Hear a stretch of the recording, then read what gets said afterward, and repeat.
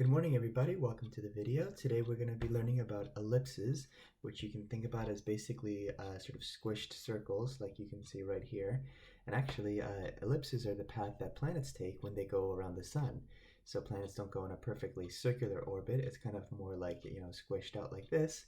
And we're going to be talking about the equation for graphing an ellipse today. So just a little review, this is the equation of a circle, right? You have h and k as the center, r is the radius, and this is the equation of your circle. And so the equation of ellipse is kind of similar. This is the equation of an ellipse. So before I talk about the equation, let me talk about the picture here. So as you can see in an ellipse, it has a center, and we usually call those coordinates h and k, just like a circle. But the radius of an ellipse is sort of variable. It changes, right? This distance A is different than this distance B right here. But you can consider this A right here to be like the horizontal distance between the center and the right and left side of the ellipse, and that corresponds to the x-axis. So that's why in the equation, a squared is in the bottom right here, under the in the bottom of the x right here, because it's like the x-axis. And the distance from the center to the top and the bottom, that would be corresponding to the y-axis. So that's why b is under the y terms right here in the equation. And notice that if a and b are the same, then you have a circle, and you can just multiply that out and get the equation of a circle, right? So that's kind of how it all fits for the equation of an ellipse. X and y are going to remain as variables, and h and k is the center, and a and b would just be the vertical and horizontal distances right here. So let's go over some vocab for an ellipse. So we have a vertex of an ellipse. That's the distance from the center to the longer side right here, as opposed to the shorter side. That's going to be the vertex, okay? And the co-vertex is going to be the distance from the center to the shorter side, okay? That's the co-vertex.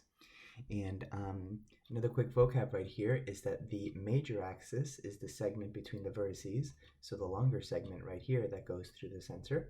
And the minor axis would be the segment between the co-vertices right here.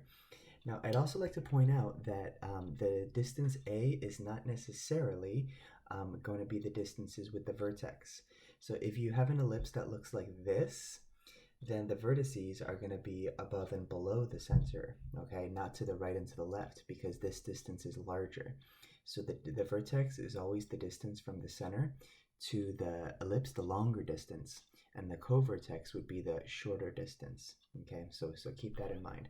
In this case right here, B is larger than A, but in this case, A is going to be larger than B. But regardless, the equation is still the same. Okay, everyone, so let's talk about this example one here. We're going to identify the center, the vertices, the co-vertices, and we're going to graph the ellipse, okay, with this equation right here. So how are we going to do that? Well, first of all, notice that it's in the form of the equation of an ellipse, right? So what we can do is identify the center, just like we can for the circle. That's the opposite of -1 is 1. The opposite of +2 is -2. That's the center. And so we can graph it. The center is going to be right there at 1, -2. Moving on to graph the ellipse, we have to identify what a squared is. So a squared is always the denominator of the x part of the equation. So we can set a squared equal to 36, which means that a is equal to 6 if you take square roots. So because a is 6, what that means is that you go to the right and to the left 6 units from the center. So that's going to look like this, okay? And we can also put coordinates there too. So the coordinates would be at 7, -2, and at -5, -2, okay? Then once we use a squared, we have to use b squared to figure out how sort of up and down this thing goes. So we know that b squared is equal to 25, which means that b is equal to 5. So from the center, you go up 5 and down 5, just like this, okay? And then we can list those coordinates as well. So we've identified the center right here. We've identified the vertices, that's these 2 points. The co-vertices are these 2 points.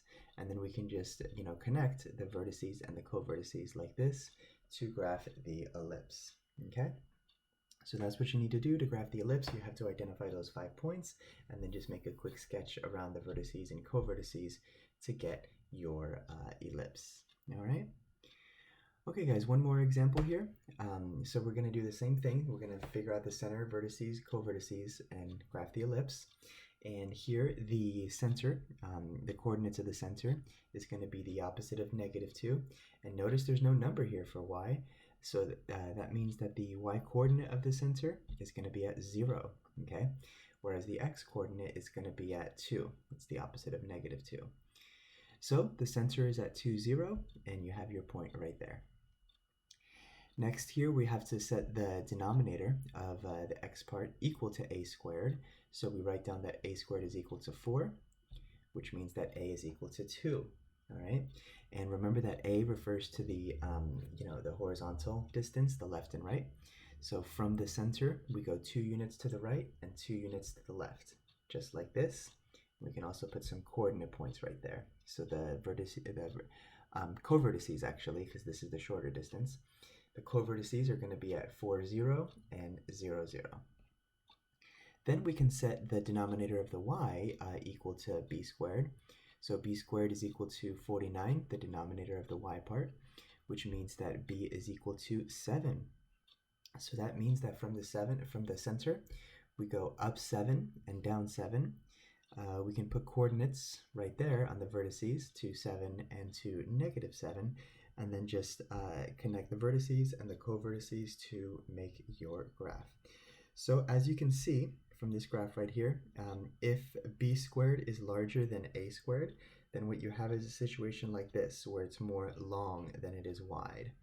But if you have a situation like example 1, where a squared is larger than b squared, then it's going to be more long than it is up and down, okay? So that's how to graph an ellipse given the equation.